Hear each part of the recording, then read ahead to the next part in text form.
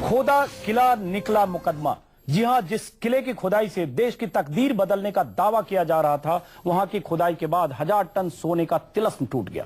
डोंडिया खेड़ा के किले में खजाना होने का दावा करने वाले साधु शोभन सरकार और उनके चेले ओम बाबा के खिलाफ वाराणसी के एक वकील ने अंधविश्वास का मुकदमा ठोक दिया है। इससे पहले जेडीयू ने केंद्रीय मंत्री चरणदास महंत के खिलाफ थाने में अंधविश्वास फैलाने की शिकायत दर्ज कराई थी। मुकदमेबाजी के बीच राजा के किले की खुदाई जारी है, लेकिन हफ्ते भर की खुदाई में कांच की कुछ टूटी फूटी चूड़ियां मिली, लोहे की कीलें मिली, कुछ टूटे बर्तन मिले और एक दीवार का अवशेष दिखा। न कहीं खजाना मिला, न रत्ती भर सोने का नामो निशान मिला। देश जानना चाहता है कि खजाने का भ्रम फैलाना क्या अंधविश्वास नहीं? क्या सरकार अंधविश्वासी होकर खजाना खोजने निकल पड़ी थी? आखिर किसने फैलाया खजाने का अंधविश्वास? क्यों न बंद हो खजाने की तलाश? सबसे पहले देखिए एक रिपोर्ट और उसके बाद करेंगे कई मेहमानों से, जिसमें साधु भी हैं, इतिहासकार भी और पुरातत्व विभाग से जुड़े लोग भी।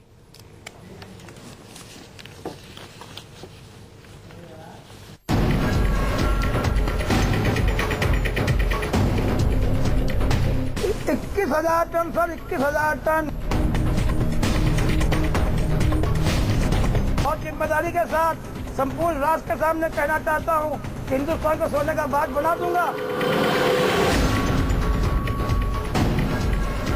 21,000 टन नहीं, इतना दे दूंगा कि 1 रुपए में 3 पाउंड मिलेंगे बाबू। 1 रुपए में 3 पाउंड ओम बाबा कह रहा हूँ, वचन कह रहा हूँ, वचन।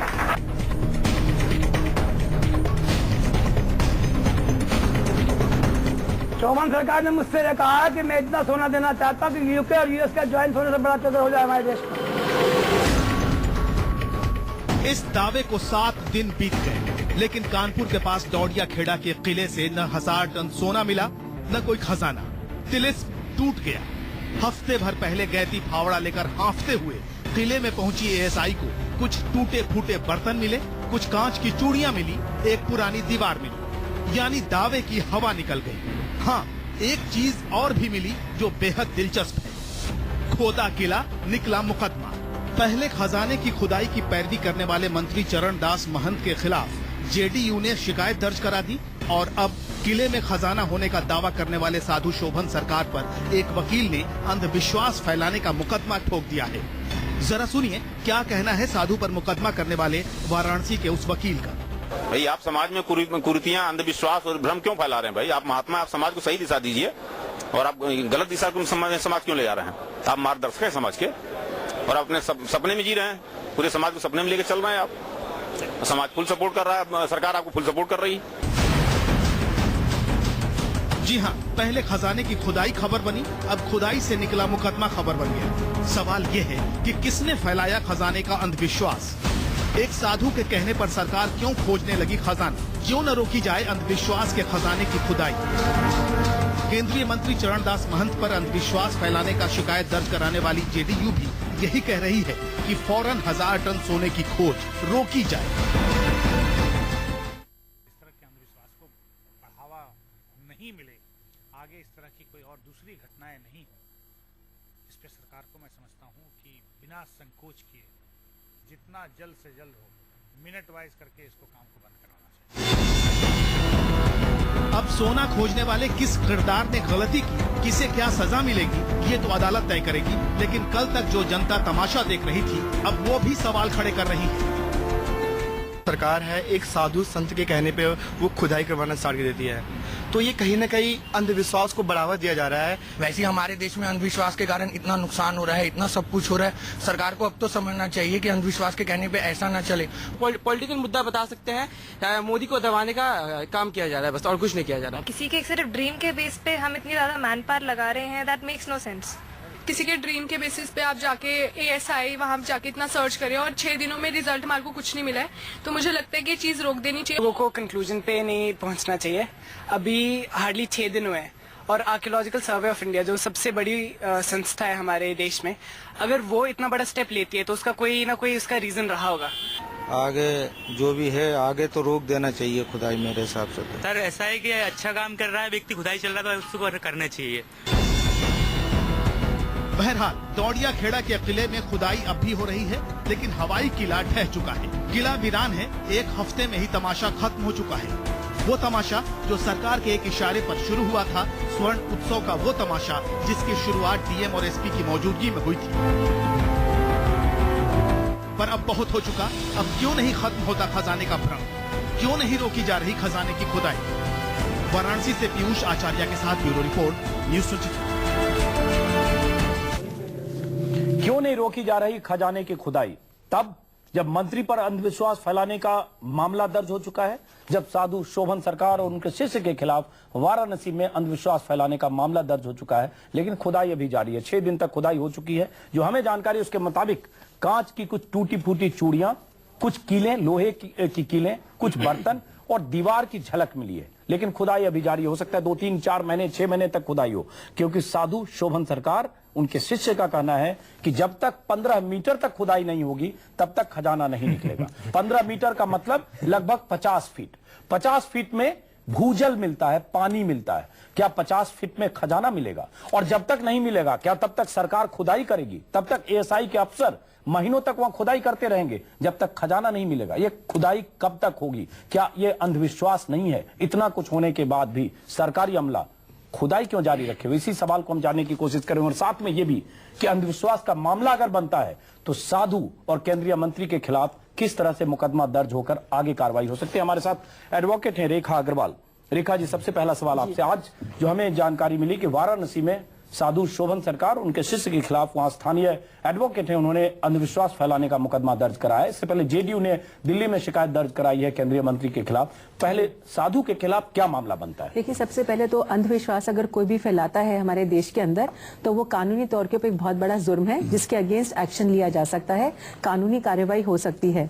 सिर्फ ये कहना कि जी मेरे को एक सपना आया और उस सपने के अंदर मैंने देखा कि सोने, मतलब लाखों टन सोना जो है वो जमीन के अंदर दबा हुआ है, और उसके साथ साथ एक जो सरकारी मशीनरी है, यानी आर्कियोलॉजिकल सर्वे ऑफ इंडिया से ये अपेक्षा करना कि वो उस ड्रीम के ऊपर एक्शन लेंगे और उस सोने को खोदना स्टार्ट कर देंगे, ये साधु जो शोभन सरकार है उनके ऊपर ये बहुत बड़ा कड़ा मुकदमा पड़ता है। ये धाराएं बताइए, किन धाराओं के तहत ये मामला और क्या मामला, क्या मुकदमा और क्या कानूनी कार्रवाई? Drugs and magic potions act है, उसके तहत जो है ये मामला बनता है, जिसके अंदर ये कोई भी तरह के इस तरह के बातों को फैलाता है कि जी ये करने से ये एक मैजिक हो जाएगा, या इस तरीके से ये आपका ये सपना पूरा हो जाएगा।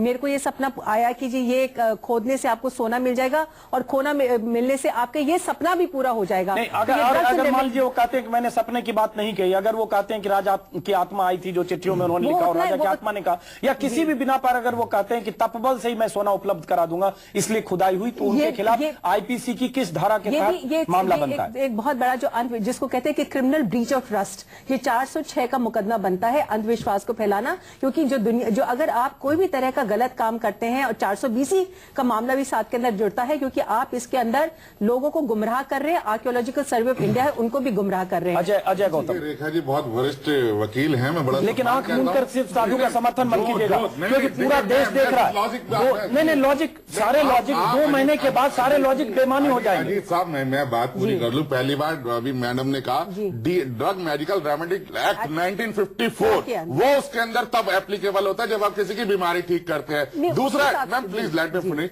दूसरा एक्ट है ड्रग एंड कॉस्मेटिक एक्ट 1940, जो बंगाल का एक्ट है, वो भी तब लगता है जिसमें प्रॉपर लिस्ट है जब आप किसी बीमारी को ठीक करने की बात करते हो। इस देश का कानून आर्टिकल 21 कॉन्स्टिट्यूशन ऑफ इंडिया हमें इस पूरे संविधान में हर नागरिक को गारंटी देता है अपनी धार्मिक आस्थाओं के साथ जीने की। अंधविश्वास से किसी को अगर नुकसान होता है तब कोई ऑफेंस बनता है, अदरवाइज कोई ऑफेंस नहीं बनता। आप सपने की आपका जवाब करना चाहूंगी, क्योंकि यहाँ पे आपने जो बात कही कि कोई ऑफेंस तब बनता है जब किसी को नुकसान हो, ये करना वाकई के अंदर एक बहुत बड़ा नुकसान हो रहा है। आप बताइए ना, चार्जशीट बताइए, आप बताइए कौन सा देश की जनता के साथ। 406 में तो 2 लोग इन्वॉल्व हैं। अजय गौतम जी, मैं इसके स्पेसिफिक एक्ट अभी तक इसके अंदर मैं इस बात को ये कंसीड करती हूँ कि महाराष्ट्र ने इसके अंदर जो मिस्टर दभोलकर ने जो भी स्टार्ट किया था, ये इसके अंदर अंदर एक बहुत बड़ा उन्होंने एक टायरेड स्टार्ट करी थी, एक मूवमेंट स्टार्ट करी थी कि जिस तरीके से महाराष्ट्र के अंदर अंधविश्वास के ऊपर बहुत गलत काम होते हैं, लोगों को हार्म पड़ता है। पर ये स्पेसिफिकली जो आप बता रहे कि अंधविश्वास की अपने बात करें कि किसी को नुकसान होता है कि नहीं होता, अगर देश की जनता के साथ भी उनके जो बिलीव्स हैं उनके साथ अगर कोई प्ले अपॉन करता है और आर्कियोलॉजिकल सर्वे ऑफ इंडिया भी उसके अंदर साथ दे देती है, तो ये भी देश की जनता के साथ एक बहुत बड़ा ऑफेंस है। आपको बड़े पर्सपेक्टिव में देखना पड़ेगा, आपको बड़े पर्सपेक्टिव में देखना पड़ेगा। रेखा जी कौन सा है? ये 420 है, 420 है, 420 है। आप इतनी सीनियर एडवोकेट जब होता है जब आप किसी को मॉनिटरी लॉस कर रहे हैं, मॉनिटरी लॉस हो रहा है। साधु शोभन सरकार ने तो कभी मीडिया के सामने जाते हैं, ना साधु शोभन सरकार ने कोई चिट्ठी लिखी है और न ही साधु शोभन सरकार के शिष्य ओम जी बाबा ने जो कुछ कहा उनके हवाले से बिल्कुल सही कह रहे हैं। मैं दावा करता हूं कि ओम जी बाबा उनका शिष्य नहीं है। उनका अगर ये शिष्य होता दावा करने से तो ये बताए, नहीं उनका अगर ये शिष्य तो बताए इसकी कौन सी, इसका मतलब इसका जो ये अन्याय कौन सा है, कौन सी इसकी सीट है, कौन सी इसकी मणि है, कौन सा इसका। लेकिन जो भी साधु जो भी शोभन सरकार की जगह जो भी बयान दिया की तरह से घूम रहा है, जीएसआई और पूरा खेल संवैधानिक संस्था है। राजनीतिक खेल में सरकार इन्वॉल्व है, मीडिया इन्वॉल्व है, और ये मीडिया कहाँ इन्वॉल्व है? मीडिया तो दिखा रहा है, मीडिया तो इस अंधविश्वास को एक्सपोज कर रहे हैं। आज एक्सपोज कर रहे हैं जब आप लगातार घंटों चला रहे थे। नहीं, हम लगातार पहले दिन से हम पहले दिन से तमाशा छोटी सी बात कह रहा हूँ एक मिनट जरा उनको बोलने दे। मक्खनलाल जी, मैं मक्खनलाल जी इतनी चिल्लाहट में नहीं बोल पाता। देखिए, एक बहुत दो विद्वानों ने जो बात कही, मेरी समस्या बिल्कुल दूसरी है। आपने कहा कि जो भी अंधविश्वास फैला रहा है 420 का मुकदमा होगा, criminal breach of trust. That may be the case with Shobhan Baba and Om. Yes. What do you think of criminal breach of trust in which government itself gets involved and promotes it? How can you single out a नहीं please आपने मैंने interfere. तो आपके हिसाब से अंधविश्वास फैलाने का मुकदमा जो सरकार के ऊपर होना चाहिए। सवाल यह है कि जिसके पास कानून का डंडा है वही जब क्राइम करने पे उतर आएगा, how are you going to deal with Shobhan Sarkar के बात नहीं प्लीज बाबा नहीं बात करने दीजिए। अगर शोभन सरकार के पास तो इम्प्लीमेंटेशन मशीनरी नहीं है ना, अंधविश्वास को इम्प्लीमेंट किया जाए, फैलाया जाए, वो मशीनरी तो नहीं थी। उन्होंने एक बात कही, क्या भी कही, उस पर मैं नहीं जाऊंगा। सरकार का क्या कर्तव्य था? मुकदमा आज कौन चलाएगा? सरकार चलाएगी शोभन सरकार के ऊपर, तो अपने ऊपर क्या चलाएगी वो? ये केंद्रीय मंत्री के खिलाफ भी मामला दर्ज हुआ है। केंद्रीय मंत्री प्रोफेसर साहब और रेखा मैडम और जितने भी लोग जो ये कहते हैं ये अंधविश्वास बनाने का मुकदमा बनता है। देखिए, मैं उन सभी को, मैं बड़े विनम्र तरीके से कह रहा हूँ, आप बड़े सीनियर हैं, आप मैं उन सबको चुनौती देता हूँ। जब शोभन सरकार के खिलाफ मुकदमा दर्ज करें, मुझे भी पार्टी बनाए, मैं उस चीज का जवाब मैं दूंगा शोभन सरकार की तरफ से। देखिए, आप कौन सा मुकदमा बनेगा? मेरी सबसे प्रार्थना, जो लोग कहते हैं इसमें अंधविश्वास का मुकदमा बनता है, 420 का मुकदमा बनता है, कृपया करके मुझे मक्खनलाल जी को बोलने दीजिए। सबसे बड़ी समस्या इस बात की है, आज जितने टीले हैं इस देश में, मैंने कम से कम 1700 टीलों को विजिट किया है और उनकी रिपोर्ट लिखी है, एक दो टीले नहीं, जिसमें उन्नाव के ये टीले हैं और जिस टीले पे खुदाई है 5 बार गया हूं। 1700 टीलों में से कोई भी टीला ऐसा मुझे नहीं मिला है जिसमें लोकल लोग ये न कहे खजाना नहीं दबा हुआ है। आज जो सरकार ने कदम उठाया, शोभन बाबा के कहने पे खुदाई शुरू की, क्या आपको ये पता है कि उत्तर प्रदेश में कम से कम 43 ऐसी साइट्स हैं जो पिछले 6 दिनों में इलीगल तरीके से वाले खोदना शुरू कर दिए? तो ये अंधविश्वास है कि नहीं? अंधविश्वास है। अंधविश्वास के लिए जिम्मेदार कौन है? इस अंधविश्वास को देखिए, अगर जिम्मेदार सरकार है। मक्खनलाल